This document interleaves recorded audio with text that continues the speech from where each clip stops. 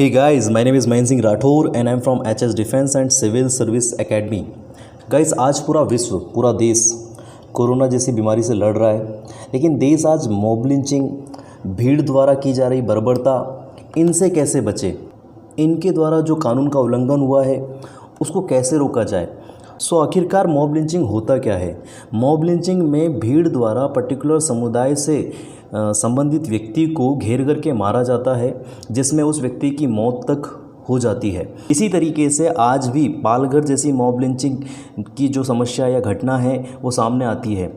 ये घटना इतनी वायरल हो गई है कि आज बहुत सारे स्टेट्स में इसे बहुत ज़्यादा सीरियसली लिया गया है और कहीं ना कहीं सुप्रीम कोर्ट भी कई बार गाइडलाइन लेकर के आया है। उन्होंने कहीं ना कहीं बहुत कड़े निर्देश दिए हैं, लेकिन यहाँ पर हुआ क्या, पालघर में आखिरकार हुआ क्या है। तो दरअसल महाराष्ट्र के पालघर ज़िले में 16 अप्रैल की रात गुजरात सूरत जा रहे मुंबई में कांदिवली के रहने वाले 3 लोगों को भीड़ ने पीट पीट करके मार दिया। इसमें 2 साधु और एक ड्राइवर बताया जा रहा है।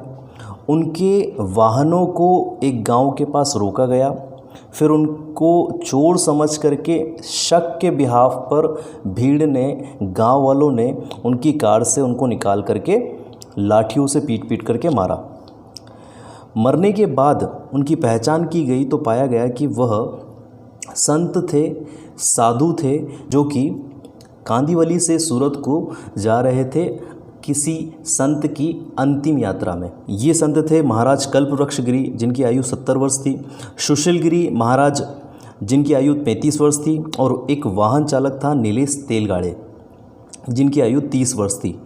तो इन लोगों ने लॉकडाउन के चलते लगभग गुरुवार को 16 अप्रैल को गुरुवार को रात को कांदिवली से सूरत को जाने का फैसला किया किसी संत की अंतिम यात्रा में भाग लेने के लिए। जाहिर सी बात है कि इन्होंने लॉकडाउन में कभी भी कहीं जाते हैं तो किसी न किसी व्यक्ति को, किसी भी अधीक्षक को या प्रमुख को बता करके जाना पड़ता है। ये इनको ज्ञान नहीं होगा और लॉकडाउन के चलते हुए इन्होंने इस तरीके का कदम उठाया।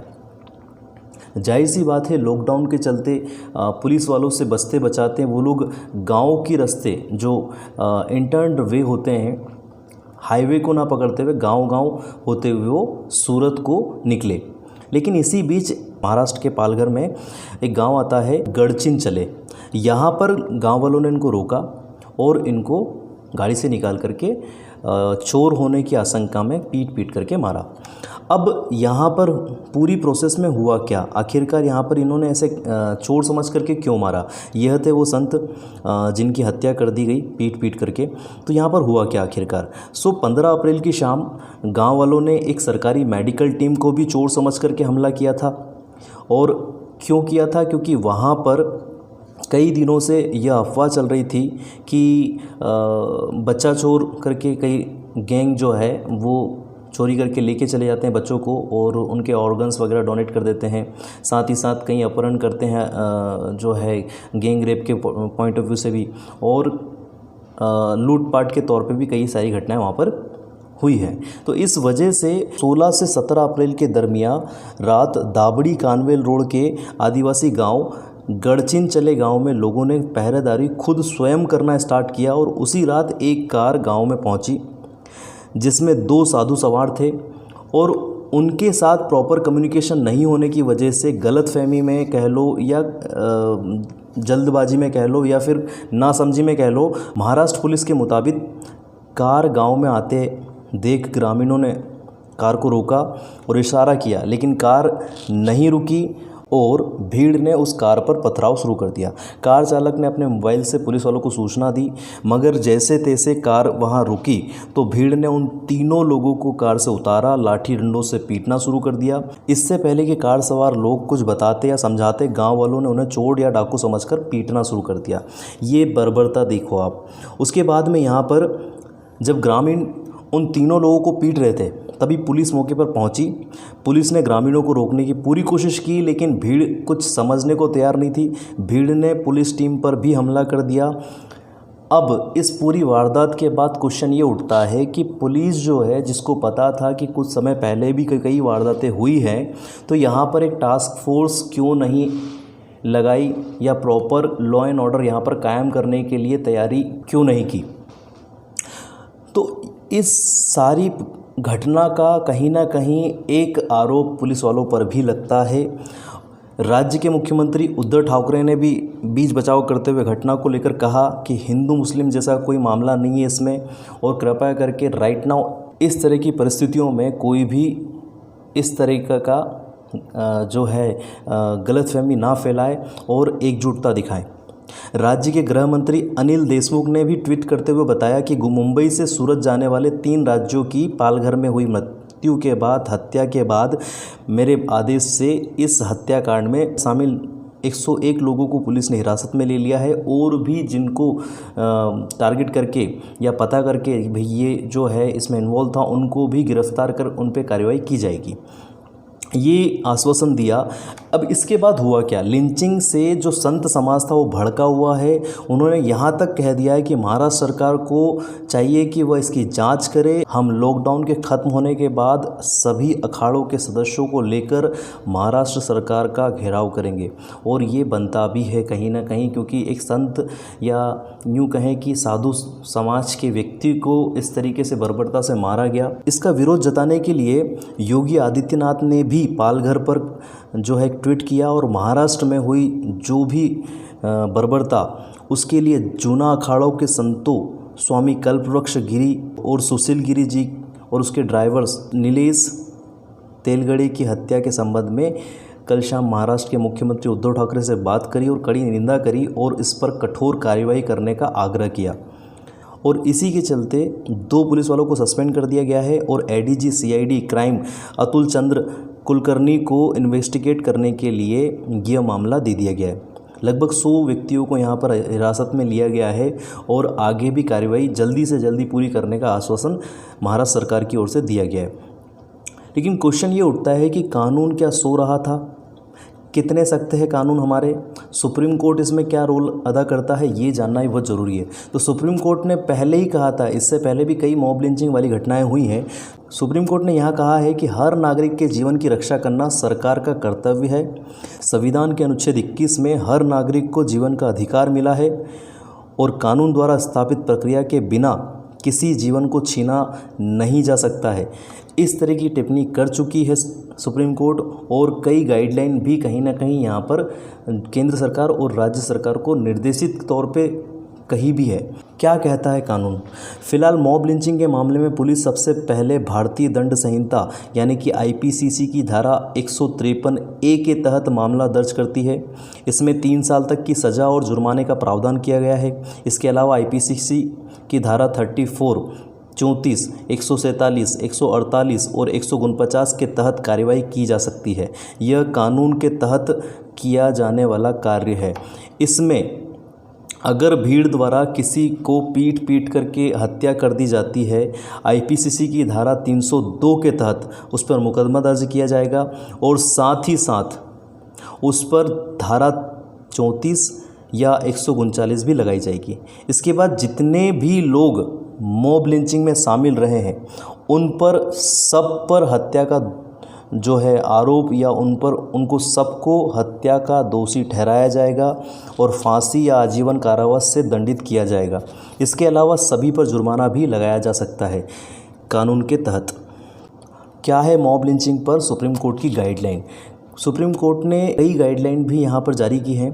साल 2018 में तहसीन पूनावाला केस की सुनवाई के दौरान सुप्रीम कोर्ट ने मॉब लिंचिंग रोकने के लिए गाइडलाइन जारी की थी।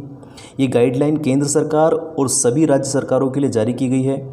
सुप्रीम कोर्ट ने कहा कि सभी राज्य सरकारें अपने यहाँ भीड़ और मॉब लिंचिंग की घटना को रोकने के लिए प्रत्येक जिले में नोडल अधिकारी की नियुक्ति करें, जो पुलिस अधीक्षक एसपी रैंक या उससे ऊपर का रैंक का अधिकारी होना चाहिए। इस नोडल अधिकारी के साथ डीएसपी रैंक के एक अधिकारी को भी तैनात किया जाना चाहिए। ये अधिकारी जिले में मॉब लिंचिंग रोकने के लिए स्पेशल टास्क फोर्स का गठन करेगा, जो ऐसे अपराधों में शामिल लोगों और भड़काऊ बयान देने वालों और सोशल मीडिया के जरिए फेक न्यूज़ को फैलाने वाले व्यक्ति या समुदाय को या तो गिरफ्तार करेगी या फिर उस पर निगरानी रखेगी।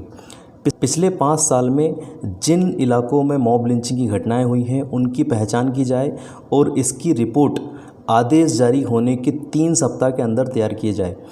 ये सुप्रीम कोर्ट की गाइडलाइन है। लगभग 11 गाइडलाइंस हैं जिनके तहत पुलिस वालों को या अधीक्षक को चलना पड़ेगा, केंद्र सरकार को चलना पड़ेगा, राज्य सरकार को चलना पड़ेगा और कुछ और पॉइंट्स हैं जिसके तहत इसका सॉल्यूशन भी तय किया गया है। हम वही जान रहे हैं। सभी राज्यों के गृह सचिव उन इलाकों के पुलिस स्टेशन के प्रभारियों को और नोडल अधिकारियों को अतिरिक्त सतर्कता बरतने के लिए निर्देश जारी करें। जहां पर हाल ही में मॉब लिंचिंग की घटनाएं देखने को मिली है उनको उस टाइप के एरियो पर और ज़्यादा पैनी नज़र रखें। इस टाइप का सुझाव या गाइडलाइन के तहत सुप्रीम कोर्ट ने आदेश दिया है। नोडल अधिकारी स्थानीय खुफिया इकाई जो खुफिया एजेंसी होती हैं और एसएचओ इनके साथ नियमित रूप से बैठक करें ताकि ऐसी वारदातों को रोकने के लिए कदम उठाया जा सके। साथ ही जिस समुदाय या जाति को मॉब लिंचिंग का शिकार बनाया जाने की संभावना है या आशंका हो उसके खिलाफ बिगड़े माहौल को ठीक करने की कोशिश की जाए। राज्यों के डीजीपी और गृह विभाग के सचिव जिलों के नोडल अधिकारियों और पुलिस इंटेलिजेंस के प्रमुखों के साथ नियमित रूप से बैठक करेंगे ताकि किन्हीं 2 जिलों के बीच में तालमेल को लेकर के हो रही दिक्कतों को रोकने के लिए कदम उठाया जा सके। इस तरह की तैयारी पहले ही कर ली जाए, यह सुप्रीम कोर्ट के निर्देशों में जारी है। पुलिस अधिकारी दंड प्रक्रिया संहिता सीआरपीसी की धारा 129 में दी गई सख्तियों का इस्तेमाल कर भीड़ को तितर बितर करने का प्रयास करेगा और केंद्रीय गृह विभाग की मॉब लिंचिंग की घटनाओं को रोकने के लिए राज्य सरकारों के बीच तालमेल बिठाने के लिए पहल करे। यह निर्देश सुप्रीम कोर्ट ने जारी किए। केंद्र सरकार और राज्य सरकार रेडियो, टेलीविज़न और मीडिया या फिर वेबसाइट के जरिए लोगों को यह बताने की कोशिश करें कि अगर किसी ने कानून तोड़ने और मॉब लिंचिंग में शामिल होने की कोशिश की तो उनके खिलाफ कानून के तहत सख्त कार्रवाई की जाएगी। यह प्रॉपर तरीके से मीडिया के थ्रू, टेलीविज़न के थ्रू सरकार को जनता को बताना पड़ेगा और उनको इसके बारे में आगाह करना पड़ेगा। केंद्र सरकार और राज्य सरकारों की जिम्मेदारी है कि वो सोशल मीडिया से अफवाह फैलाने वाले पोस्ट और वीडियो समेत सभी आपत्तिजनक सामग्री को हटाने के लिए कदम उठाए जिससे ऐसी घटनाओं को रोका जा सके। पुलिस को मॉब लिंचिंग के लिए भड़काने या उकसाने के लिए मैसेज या वीडियो को फैलाने वालों के खिलाफ आईपीसी की धारा 153A के समेत अन्य सभी कानूनों के तहत एफआईआर दर्ज करें और कार्रवाई करें। इस प्रकार निर्देश जारी करते हुए सुप्रीम कोर्ट ने अपना रोल अदा किया है। इसी संबंध में केंद्र सरकार सभी राज्य सरकारों को निर्देश जारी कर सकती है। अगर तमाम कोशिशों के बावजूद मॉब लिंचिंग की घटनाएं होती हैं तो संबंधित इलाके के पुलिस स्टेशन को फ़ौरन एफआईआर दर्ज करनी पड़ेगी और साथ ही साथ मॉब लिंचिंग की घटना की एफआईआर दर्ज करने के बाद संबंधित थाना प्रभारी को इसकी जानकारी फ़ौरन नोडल अधिकारी को देना होगा। इसके बाद नोडल अधिकारी की ड्यूटी होगी कि वो पूरे मामले की जांच करे, पीड़ित परिवार के खिलाफ आगे की किसी भी हिंसा को रोकने के लिए कदम उठाए। यह जिम्मेदारी नोडल अधिकारी की होगी। नोडल अधिकारी को सुनिश्चित करना होगा कि मॉब लिंचिंग की घटनाओं की प्रभावी जांच हो रही है या नहीं और समय पर मामले की चार्जशीट दाखिल करनी होगी और साथ ही साथ इसकी संज्ञान के बारे में सुप्रीम कोर्ट को भी प्रॉपर तरीके से जो है संज्ञान दिया जाएगा, बताया जाएगा। अगर किसी के साथ मॉब लिंचिंग हुई है तो पीड़ित को मुआवजा देने के लिए भी सुप्रीम कोर्ट ने कहा है और यह जिम्मेदारी राज्य सरकार और केंद्र सरकार की है। राज्य सरकार ऐसी योजना तैयार करें जिससे मॉब लिंचिंग के शिकार लोगों को सीआरपीसी की धारा 357A के तहत मुआवजा देने की व्यवस्था की जाए और ऐसे मामलों की सुनवाई के लिए हर ज़िले में फास्ट ट्रैक कोर्ट बनाई जाए जहां पर ऐसे मामलों की सुनवाई रोज़ाना हो सके और ट्रायल 6 महीने के अंदर पूरा हो सके। मतलब कि 6 महीने के अंदर अंदर मॉब लिंचिंग से पीड़ित व्यक्ति को न्याय मिल जाना चाहिए गाइडलाइन के अनुसार। मॉब लिंचिंग के आरोपियों को जमानत देने, पेरोल पर छोड़ने या फिर रिहा करने के मामले में विचार करने से पहले कोर्ट को पीड़ित परिवार को भी सुनना होगा। इसके पहले उनको नोटिस जारी करके बुलाना होगा और उनको उनकी बात कहने का अधिकार उन्हें देना होगा। मॉब लिंचिंग के शिकार परिवार को मुफ्त कानूनी मदद दी जानी चाहिए। इसके लिए उनको लीगल सर्विस अथॉरिटी एक्ट 1987 के तहत फ्री में एडवोकेट उपलब्ध कराया जाएगा। और अगर कोई अधिकारी अपनी ड्यूटी निभाने में विफल रहता है या फिर मामले में समय पर चार्जशीट फाइल नहीं करता है तो उसके खिलाफ डिपार्टमेंट एक्शन लिया जाना चाहिए। इस तरीके की गाइडलाइन इस पूरे संज्ञान में दी सुप्रीम कोर्ट के द्वारा। यहाँ तक कि उत्तर प्रदेश लॉ कमीशन ने मॉब लिंचिंग के आरोपियों को मौत की सज़ा देने की सिफारिश भी की है। इसमें यह भी कहा है कि जिस इलाके में घटना हो उस इलाके के पुलिस अधिकारी की भी यह जिम्मेदारी तय की जाए। अगर उसको ड्यूटी में लापरवाही करने का दोषी पाया जाता है तो उसके खिलाफ दंडात्मक कार्रवाई की जाए। यह सभी आग्रह उत्तर प्रदेश लॉ कमीशन ने मॉब लिंचिंग के आरोपियों के लिए सुप्रीम कोर्ट से पहले ही किए हुए हैं। अब ये सुप्रीम कोर्ट का आपने रोल देख लिया, मॉब लिंचिंग होती क्या है ये भी समझ लिया। आई होप इस पूरी संज्ञान को आपने ठीक से समझा होगा और आगे अगर इस टाइप की कोई घटना होती है तो आपको कहीं ना कहीं इसके बारे में प्रॉपर तरीके से पता होना चाहिए और इसके अधिकार के बारे में पता होना चाहिए। इसके बारे में जो कानून है उसके बारे में पता होना चाहिए और आपको इन चीज़ों से बचना चाहिए। इस पूरी घटना को हिंदू मुस्लिम के नज़रिए से नहीं देखना चाहिए। तो प्लीज़ इस बात को ध्यान में रखते हुए इस तरह की घटनाओं से दूर रहें। और अगर आपको इस पूरे कंटेंट में पूरी प्रोसेस में आपको वीडियो समझ में आया हो और आपको टॉपिक समझ में आया हो तो प्लीज़ इसको लाइक एंड शेयर ज़रूर करें ताकि लोगों को इसके बारे में ज्ञान हो और कहीं ना कहीं मेरा फ्री एजुकेशन रिवॉल्यूशन का जो मिशन है वो पूरा हो। Thank you so much. Mahendra Singh Rathore. जय हिंद।